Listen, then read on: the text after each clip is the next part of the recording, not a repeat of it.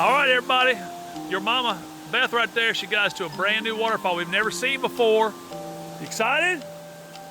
You like it? It's small, but I do. It's not that small. Look at this thing. Beautiful. Looks like you can actually climb behind it right there. Go get behind it, buddy.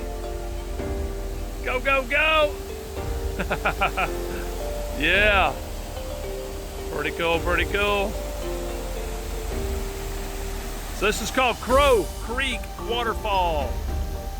Pretty easy to find, but it's not marked very well, but it's super short hike. So if you go to Minnehaha, this is worth a 20-minute drive from Minnehaha to come to Crow Creek Falls. Let's go get behind it. Here we go. JT's going first. Oh, it's super cold. Oh, too cold. Too cold.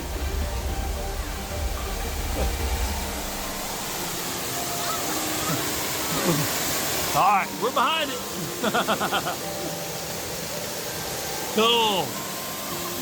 Thanks for watching.